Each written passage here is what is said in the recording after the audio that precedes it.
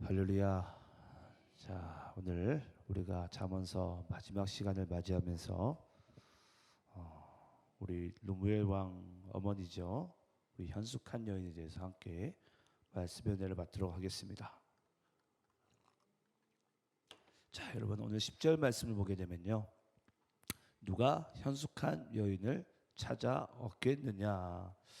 여러분, 현숙한 여인이 어떤 여인이 현숙한 여인이죠? 예, 여러분, 현숙한 여인은요, 여기 잠언서에서 얘기하는 것은 그냥 우리가 단어적으로 좀 이해하기에는 맑고 현명한 여자가 현숙한 여인이구나라고 생각할 수 있는데, 이 잠언서 31장에서 등장하는 현숙한 여인은 유능한 여인이고 어진 여인을 얘기합니다. 그래서 조금 이따가 우리가 말씀 보면서 보겠지만 할 줄 모르는 게 없어요. 다 할 줄 알아요, 다. 예. 보통 그런 교회 자매들이 시집을 늦게 간다고는 이야기를 하던데, 예, 그래서 보통 인기 있는 여자는 나 못해 여자죠. 나 못해, 나 못해. 그래서 누구한테 부탁하고, 나 저 개미 바퀴벌레 못 잡는다고, 좀 잡아달라 그러고, 그런 여자가 세상에서 인기가 좋습니다. 하지만 여러분, 오늘 여기 잠언서 31장에서 등장하는 이 현숙한 여인은요, 정말 못하는 게 없어요. 말씀을 보면 이제 알 겁니다.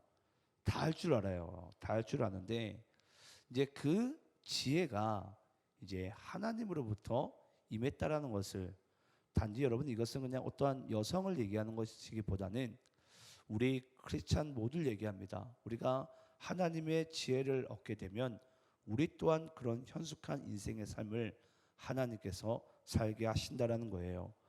그래서 여기 잠언서 31장에서 등장한 이 유능하고 어진 여인으로 등장한 이 현숙한 여인을 통해서 하나님께서 우리에게 은혜의 말씀을 주길 원하시는데요, 먼저 말씀을 이렇게 시작합니다. 누가 현숙한 여인을 찾아 얻겠느냐. 여러분, 이 말은 어렵다는 이야기입니까? 쉽단 말입니까? 찾기 어렵다는 뜻이죠. 그럼 찾기 어렵다라는 것은 찾지 말라라는 뜻입니까? 아니요. 그렇기 때문에 더 찾아야 되는 거죠. 예. 뭐 죄송하지만 또 부득이하게 우리 또 박 집사님은 혼자 앉아 있고 또 부득이하게 또 장가를 안 갔어요. 예, 현숙한 여인을 찾아낼 때까지, 그렇죠? 예, 기도해야 됩니다. 예. 누가 찾아오겠느냐? 예, 기도하는 자가 없겠죠. 예, 하나님께 응답 받는 자가 얻는 거고요. 그래서 여러분, 우리가 그렇습니다. 우리가 또 그런 현숙한 여인이 돼야 되겠지만, 또 그런 현숙한 여인을 하나님께서 그만큼 강하게 열망하고 찾고 계신다라는 거예요. 예, 저는 그 또 당사자가 우리가 돼야 되고, 또 우리도 또 그런 사람들 또 찾는 자가 돼야 되겠죠. 근데 여러분, 성경에서 이 현숙한 여인을 대표하는 인물이 저는 한 명이라고 생각을 해요. 제 나름대로는. 일단은 그 정확한 그 뭐라고 할까요? 현숙한이란 단어가 들어간 여인이 있어요. 혹시 누군 줄 아세요? 예. 누구냐면 바로 룻입니다. 룻. 룻이 성경에서 이제 유일하게 현숙한이라는 이 단어가 들어간 호칭을 받은 여자인데요. 자, 우리 한번 룻기 말씀을 잠시 좀 볼게요. 자, 우리 룻기, 우리 1장 16절 말씀. 자, 1장 16절 말씀 우리 함께 한번 보고, 또 3장 11절 말씀 함께 한번 합독하도록 하겠습니다. 먼저 16절 말씀 합독하면서 있습니다. 시작. 룻이 이르되 내게 어머니를 떠나며 어머니를 따르지 말고 돌아가라 강권하지 마옵소서. 어머니께서 가시는 곳에 나도 가고 어머니께서 머무시는 곳에서 나도 머물겠나이다. 어머니의 백성이 나의 백성이 되고 어머니의 하나님이 나의 하나님이 되시리니. 여러분 아시겠지만 룻은 젊은 나이에 남편을 잃게 되죠. 이 누구죠? 룻의 시어머니 나오미가, 야, 남편도 죽었는데 그냥 네 살 길 찾아가라 라고 얘기합니다. 그런데 이 현숙한 여인은요, 룻은요, 내가 나를 위해서 내 생명만을 지키기 위한 그런 인생 나는 찾지 않겠습니다. 나도 시어머니를 따라가게 하소서. 왜냐? 시어머니의 백성이 나의 백성이 되고 또 나의 하나님이 된다라는 것을 지금 이 16절 말씀 가운데 고백을 하고 있는 거예요. 여러분, 그렇습니다. 이게 간단한 고백인 것 같지만요, 이 룻의 이 현숙한 여인의 고백은요, 자기는 이 땅 가운데 살아가는 삶의 목적이 나를 위해 사는 게 아니라는 거예요. 예. 비록 어머니의 아들은 죽었으면 여러분 뭐가 끊어진 거죠? 대가 끊어진 거죠. 근데 그 대를 내가 반드시 내가 어머니 곁에 살아남아서 내가 그 대를 이어나가겠습니다. 여러분 혹시 그거 아세요? 그래서 이 룻이라는 이 현명한 현숙한 여인을 통해서 누가 나오게 되죠? 그렇죠. 그리스도의 족보가 여러분 룻에서부터 시작합니다. 예. 그래서 우리가 한번 3장 11절 말씀 함께 한번 읽어볼까요? 자, 함께 있습니다. 시작. 그리고 이제 내 딸아 두려워하지 말라. 내가 내 말대로 내게 다 행하리라. 내가 현숙한 여자인 줄을 나의 성읍 백성이 다 아느니라. 누가 한 얘기죠? 보아스가 한 얘기죠. 보아스가. 그래서 이 보아스는 이 나오미와 친족인데, 그래서 이 룻과 보아스가 함께 동침을 해가지고 이 낳은 것이 바로 이새의 조부예요. 예. 이새가 누구죠? 다윗의 아버지죠. 그래서 이 땅 가운데 그리스도가 이 룻의 또 이 혈통을 통해서 이 땅 가운데 그리스도가 이제 나시게 되는 것입니다.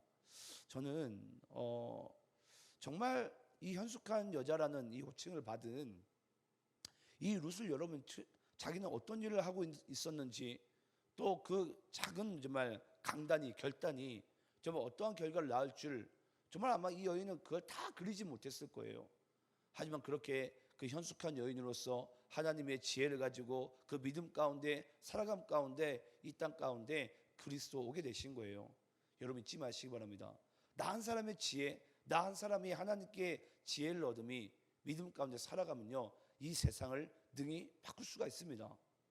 근데 크리스찬들은요 그런 발버둥을 치려고 하질 않아요. 발버둥을 쳐야 되는데 그냥 나 혼자 살기 바쁘죠. 룻도 만약에 자기 혼자 살기 바빴더라면은 그런 인생 살지 못했을 거예요. 하지만 그 룻의 인생은 나 혼자만 생명을 지키는 인생이 아니라 내가 어머니의 그 대를 잇는 생명을 진짜 지키는 인생을 내가 살아가겠습니다.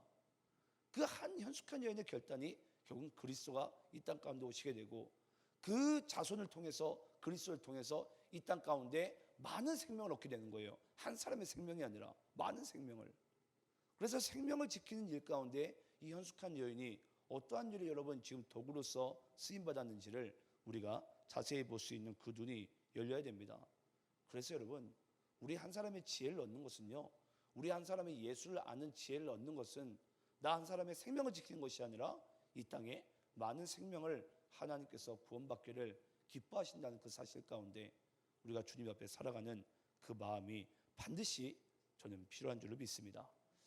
자, 오늘 또 본문 우리 한번 11절 말씀 좀 읽어볼까요? 자, 11절. 오늘 본문이 기네요. 자, 11절. 자, 여러분들 있습니다. 시작.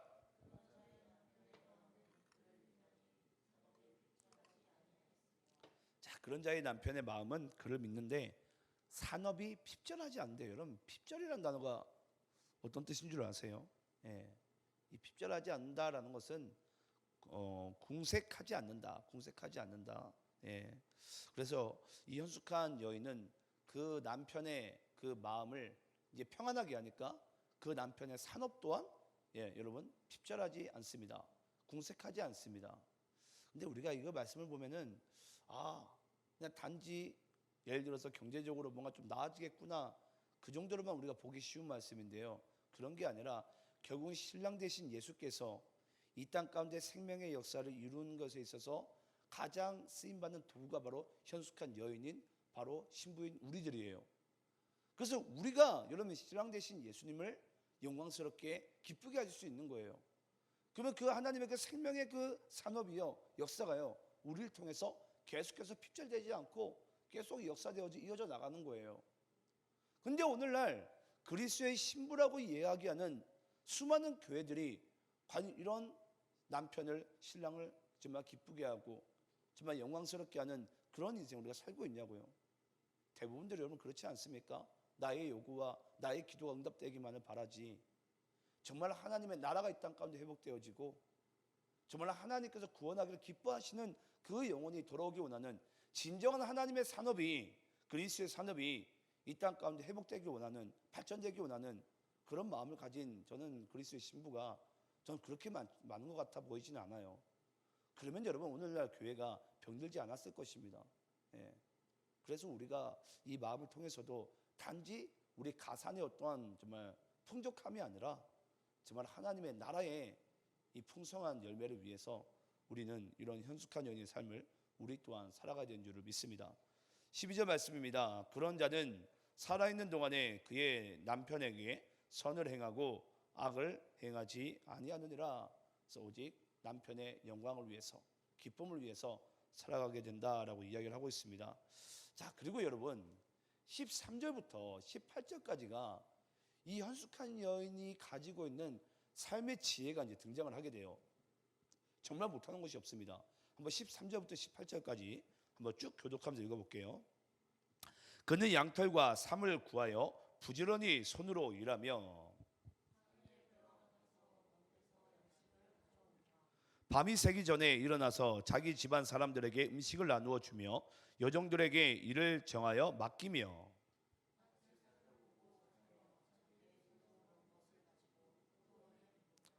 힘있게 허리를 묶으며 자기의 팔을 강하게 하며.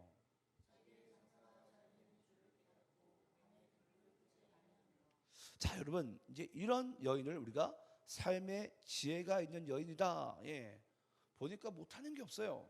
이쪽에 갔으면 이쪽 일을 잘하고요, 저쪽 가면 저쪽 일을 잘하고요, 또 이쪽 가면 이쪽 일을 잘해요. 근데 자기가 하는 모든 그 일 가운데 균형이 있고 리듬이 있고 질서가 있고 또 이것이 하나님의 뜻이라는 그런 일들을 능숙하게 행하더라는 거죠. 우리가 보면 그럴 거예요. 야, 이거 여자를 학대하는 거 아니야? 이건 이 정도면. 예. 여러분 이거 여자 학대하는 일 아닙니까? 솔직히 우리가 교회에서도 그런 보통 하나님께 그런 핑계 많이 되지 않습니까? 목사님 원망하고 목사님 나만 시킨다고. 예? 안 그래요? 혹시 요 정도 혹시 일 혹시 한번 해보신 분 계세요? 근데 저도 이 말씀 보다가 이거는 거의 뭐 현숙한 여인이 아니라 이 여인을 혹사시키는 건데. 예.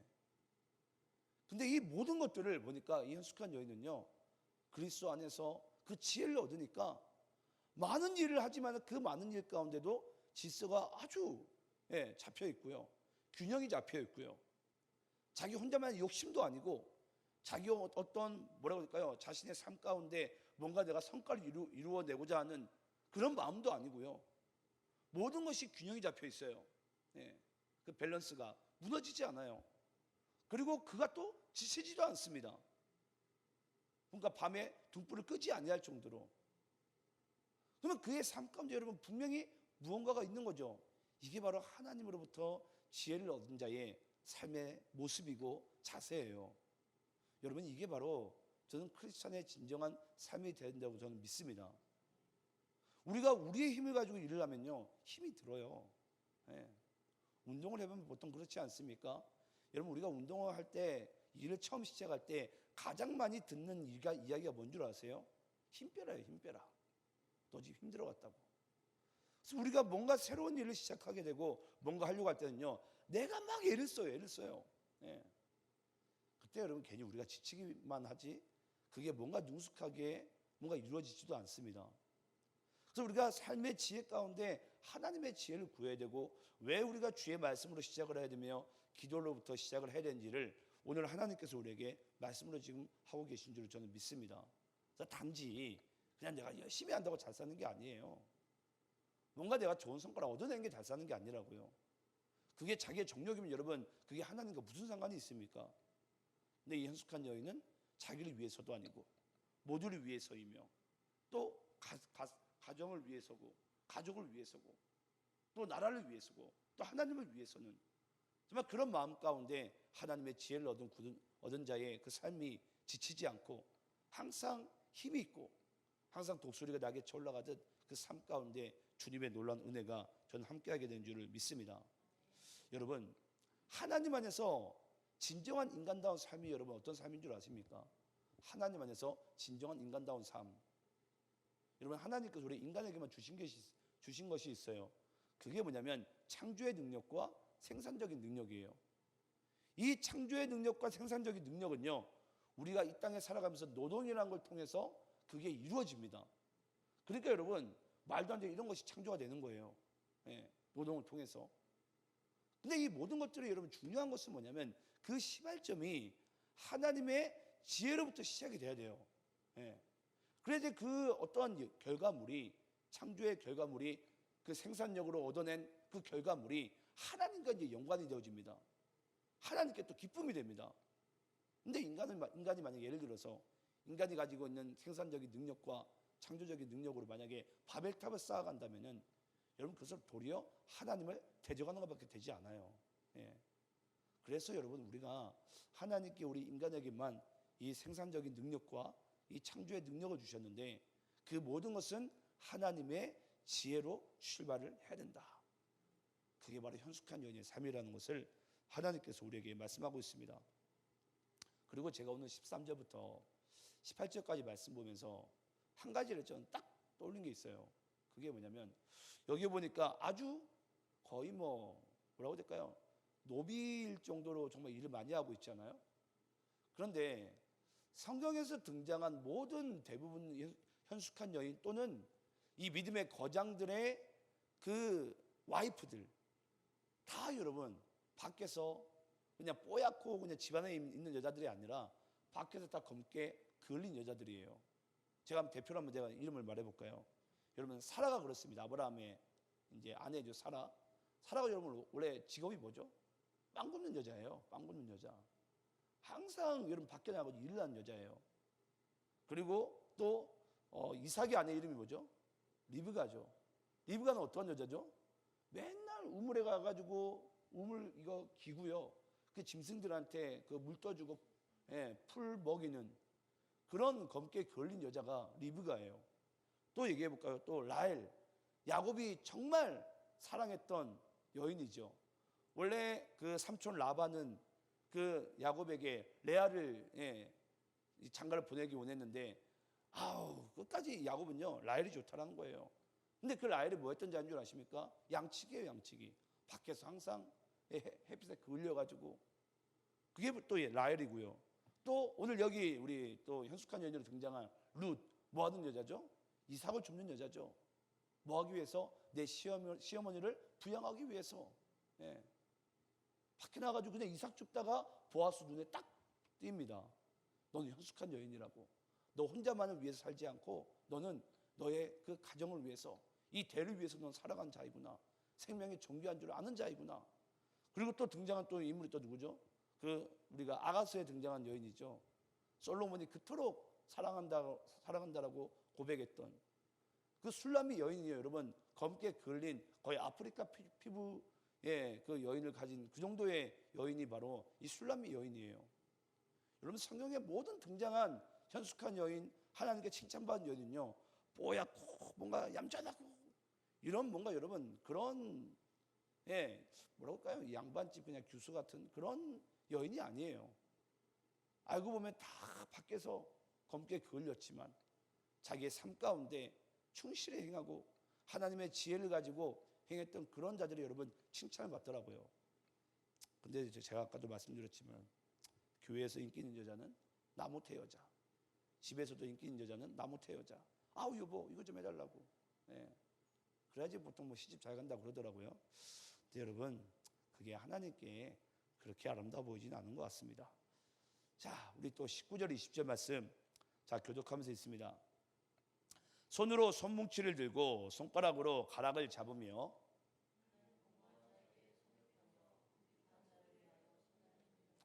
자 여러분 그 현숙한 여인은 보니까 다 할 줄 알아요. 손으로 손뭉치를 들고 손가락으로 가락을 잡으며 뭐 아까도 얘기했지만 모든 걸 할 줄 압니다. 근데 이런 현숙한 여인이 보니까 자기가 살아가는 이유는 자기 자신만을 위한 삶이 아니라 어떤 인생을 살게 된다고요? 공고한 자에게 손을 펴며 궁핍한 자를 손을 내밀며. 여러분 어제 이 두 가지를 원래 누가 누구에게 부탁했던 얘기였죠? 현숙한 여인이 자기 아들에게 얘기했었죠. 이런 자를 위해서 입을 여는 것이 진정한 왕이라고, 이 땅의 왕이라고. 근데 그런 삶을 보니까 자기가 먼저 살아갔던 자가 바로 이 현숙한 여인이에요. 루무엘 왕 어머니. 예. 자, 그리고 21절부터 22절입니다. 자기 집 사람들은 다 홍색 옷을 입었으므로 눈이 와도 그는 자기 집 사람들을 위하여 염려하지 아니하며.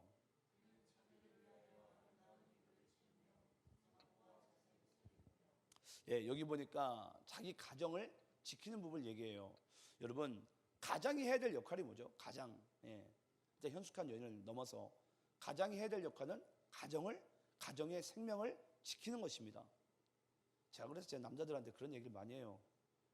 진짜 가정을 책임질 마음이 아니라면 장가갈 마음을 가지지 말라고.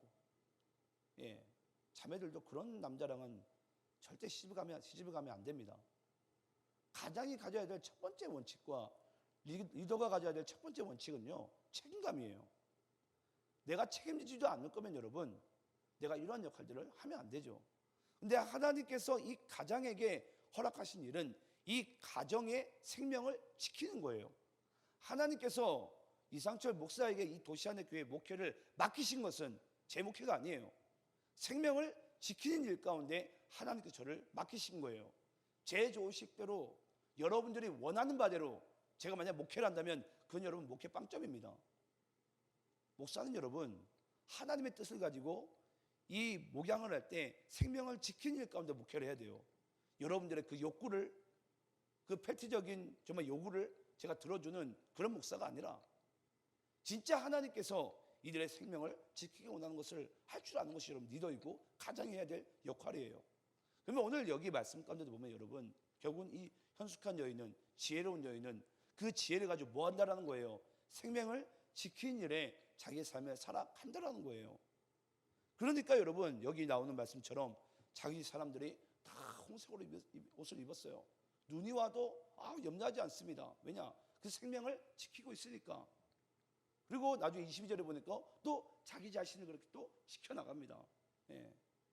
그래서 이 현숙한 여인의 삶의 특징이 바로 많은 일을 하는 것 같고 많은 달란트가 있는 것 같지만 그 모든 달란트와 그 모든 것들은 하나님의 지혜로부터 임한 것이고 그 하나님의 지혜는 생명을 지키는 일 가운데 이 현숙한 여인의 삶을 주님께서 인도해 나가십니다.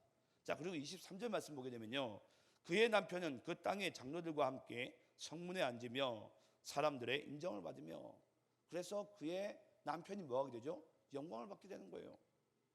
그 현숙한 여인의 삶 가운데 그리스도가 영광을 받게 되는 거예요.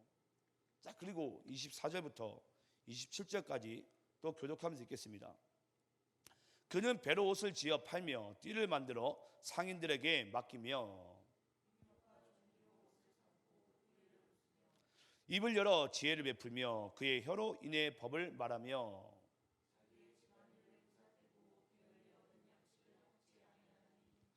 자, 여기 보니까 또 현숙한 여인은 자기의 삶을 또 자조하는, 여러분 우리가 보통 자급자족이라고 그러죠.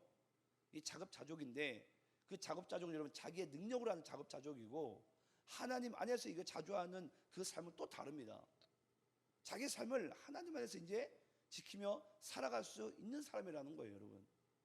근데 그걸 보니까 아까도 얘기했지만 이 현숙한 여인의 삶의 특징은 자신만을 위한 자조한 삶이 아니라 바로 하나님 안에서 모든 생명들을 같이 지켜나가는 그런 자조한 삶을 살아가더라는 거예요.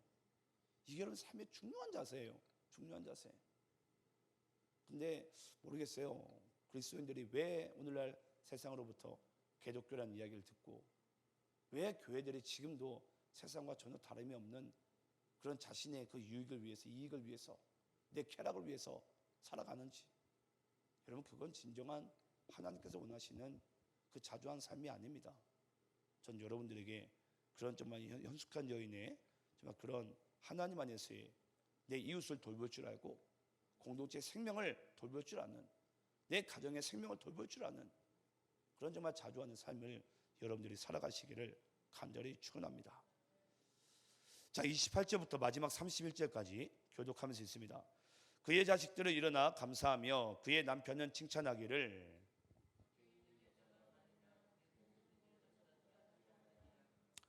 고운 것도 거짓되고 아름다운 것도 헛되나 오직 여호와를 경외하는 여자는 칭찬을 받을 것이라.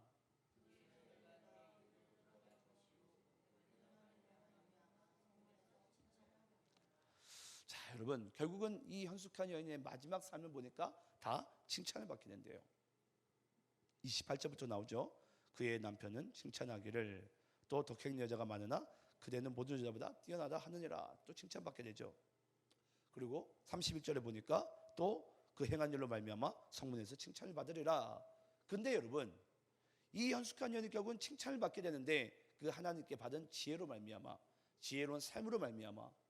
그런데 이 세상에서 진짜 칭찬받는 여인은 어떤 사람이죠? 30절에 등장하죠. 고운 것과 아름다운 것을 가진 여자.